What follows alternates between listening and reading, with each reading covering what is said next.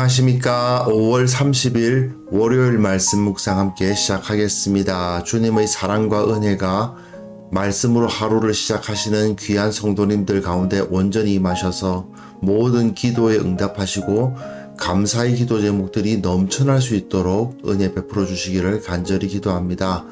오늘 본문은 마태복음 7장 7절에서부터 12절까지 말씀입니다. 날마다 솟는 샘물에서는 14절까지 다루고 있는데요.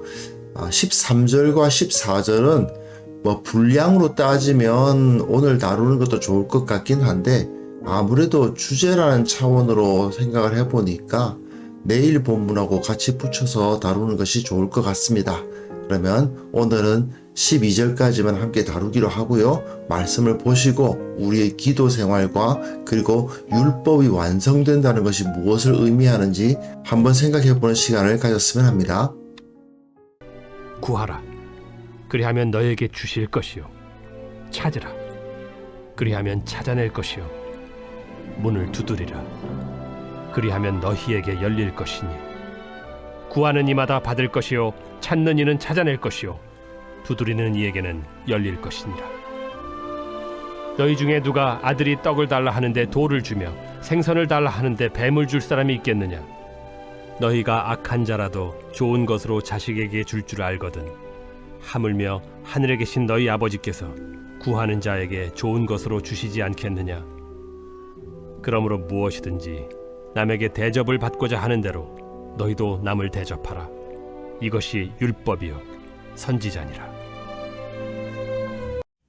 네, 말씀 잘 보셨습니까? 지금 우리는 산상수훈을 다루고 있죠.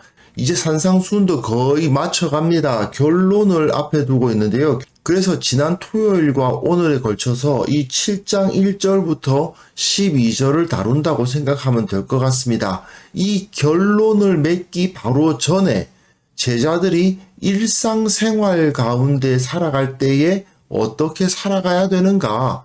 세상 사람들과 또는 형제들과 화목하며 살아가되 비판하지 않도록 하라는 말씀을 우리가 지난 토요일에 다루었고요. 그리고 오늘은 기도 그리고 황금률이 다루어지는데 이 황금률은 어떻게 보면 서론에서 예수님께서 율법을 완전하게 하시려고 오셨다고 하셨잖아요. 그런데 그 율법의 완전함, 율법의 요약에 대해서 이 황금률이 다루고 있다고 생각하시면 될 것 같습니다. 특히 오늘 본문에서는 기도 문제가 제시가 되는데요. 사실 기도에 대한 가르침은 6장에 이미 나오지 않았습니까? 주기도문도 있고요. 하지만 앞에 있었던 기도의 가르침은 외식하는 문제, 겉으로 다른 사람들에게 보이기 위한 기도를 해서는 안 된다라는 가르침을 주시면서 하셨던 가르침이고, 오늘 본문에서는 이 세상 가운데에서 여러 가지 어려움을 당하고 특히 예수님의 제자로서 살아가려다 보면 여러 가지 핍박을 경험할 수밖에 없는 그런 상황에서 이 기도하는 삶을 실천하라는 가르침이 오늘 본문이라고 할 수 있습니다. 사실 바울 서신에서도 기도에 대한 가르침이 보통 뒷부분에 나오거든요. 많은 어려움을 겪을 때에 하나님을 의뢰하는 것, 결국 기도 아니겠습니까? 그래서 이 산상수훈도 마지막을 기도로 마치고 있다고 생각하셔도 될 것 같습니다. 그런데 너무나도 많이 아는 말씀이죠. 안 믿는 사람들도 아는 그런 구절입니다. 구하라 그리하면 너희에게 주실 것이요. 찾으라 그리하면 찾아낼 것이요. 문을 두드리라 그리하면 너희에게 열릴 것이다. 구하는 이마다 받을 것이요. 찾는 이는 찾아낼 것이요. 두드리는 이에게는 열릴 것이다. 구하라, 찾으라, 문을 두드리라. 구하라, 찾으라, 두드리라. 거의 비슷한 것을 가르치는 세 가지 구하라, 찾으라, 두드리라. 이것이 2번 반복되고 있죠.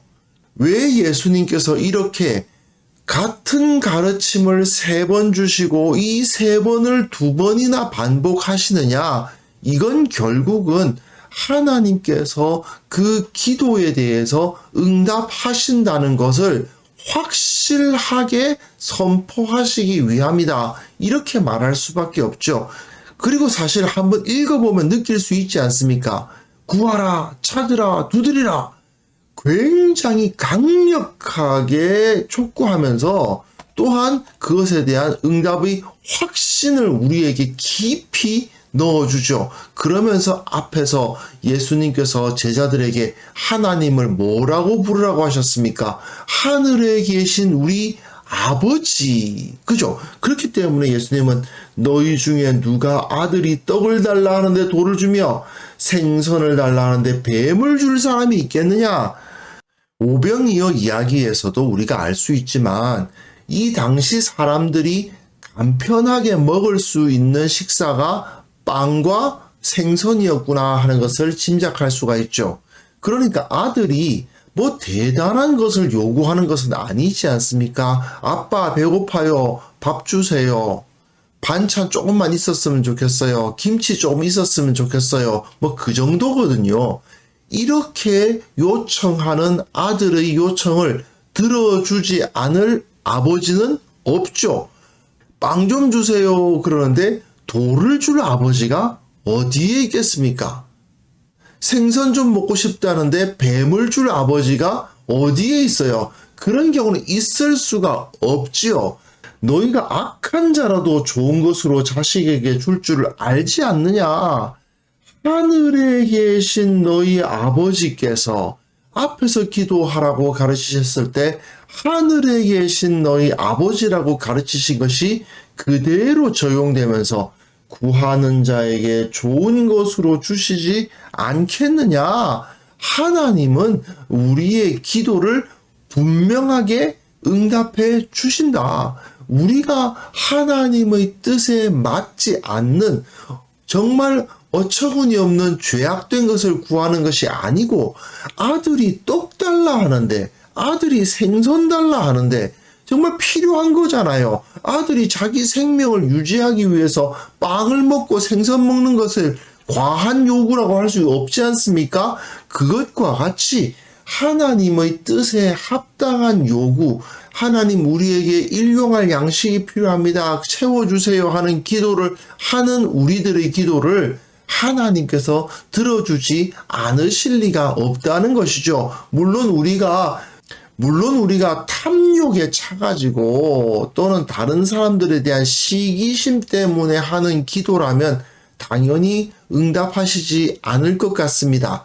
하지만 그것이 아니라 정말 떡을 달라 하는데 생선을 달라 하는데 정말 그 필요를 채워달라고 요청하는데 하나님께서 들어주시지 않을 리는 없는 것입니다. 이것에 대한 우리가 확신이 필요합니다.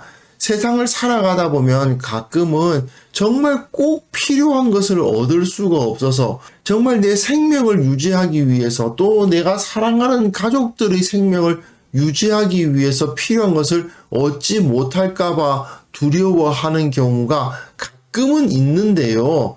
그러나 우리가 정말 하나님을 믿는 사람이라면 그러한 걱정은 하지 않아도 되는 것입니다. 이것이 바로 제자들이 가져야 할 마지막 덕목이라고 할 수 있죠. 기도에 대한 응답의 확신. 내가 주님의 뜻에 어긋난 요구를 하는 것이 아니라면 주님은 반드시 들어주신다. 이것을 꼭 믿을 수 있었으면 좋겠고요. 그리고 이제 12절이요. 12절 말씀을 이해하기 위해서는 랍비 힐렐이라는 사람이 어떻게 가르쳤는가에 대한 이야기를 좀 알 필요가 있습니다. 이 당시 랍비는 크게 두 학파가 있었어요. 하나는 힐렐 학파고 하나는 샴마이 학파인데 어떤 사람이 샴마에게 찾아가서 이렇게 요청을 했답니다.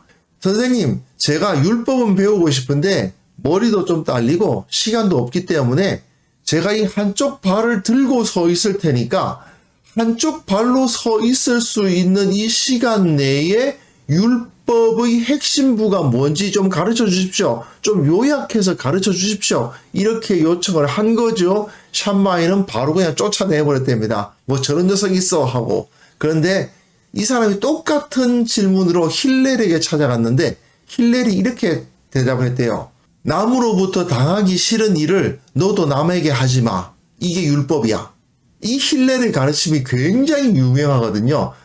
남으로부터 당하기 싫은 일을 너도 남에게 하지 마라. 이것이 율법의 핵심이다. 이렇게 힐렐 학파가 말했다는 거죠. 예수님은 이것을 조금 뒤집으십니다. 남에게 대접을 받고자 하는 대로 너희도 남을 대접하라. 힐렐은 어떻게 했습니까? 남에게 당하기 싫은 일을 너도 하지 말라가 율법의 핵심이다 라고 가르쳤는데, 예수님은 그게 아니고 율법과 선지자, 즉 구약 성경의 가르침은 결국 뭐냐? 적극적으로 다른 사람에게 내가 대접받고자 하는 대로 행하라. 소극적으로 행하지 않는 수준에서 머물지 말고 적극적으로 행하는 삶을 살라고 가르치신 거예요. 이것이 바로 당시 랍비들의 가르침과 예수님의 가르침이 차이가 나는 거였습니다. 예수님께서는 율법을 완성하러, 완전케 하러 오신 분이시잖아요. 힐렐은 네가 당하기 싫은 것을 하지 말라는 식의 소극적 순종으로 율법을 정리했지만, 예수님은 네가 대접을 받고자 하는 대로 행하라는 능동적 입장으로 율법을 정리하셨다. 이렇게 이해하시면 될 것 같습니다.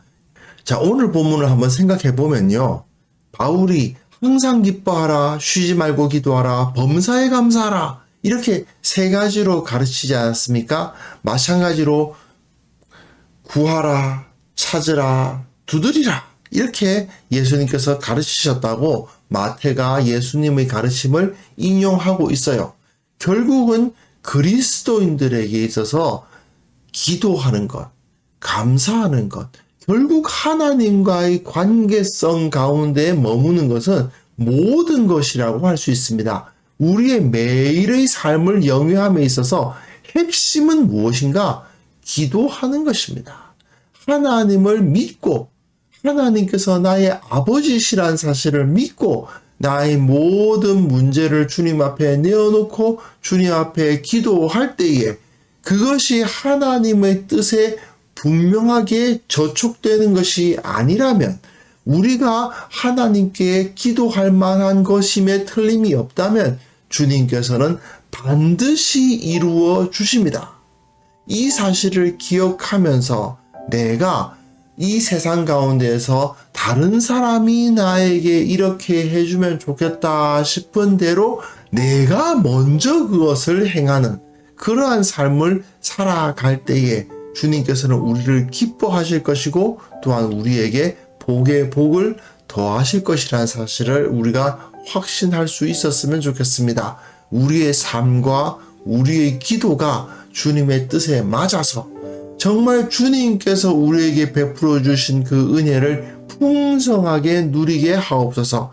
주님의 권능이 나에게 임하여 그 권능으로 세상에서 승리하게 하시고, 정말 그리스도인들이야말로 예수를 닮은 자들이구나, 정말 예수님의 능력과 예수님의 성품이 그들에게서 온전히 나타나고 있구나 하는 것을 인정받는 그러한 역사가 일어날 수 있도록 함께 기도했으면 좋겠습니다. 기도하겠습니다.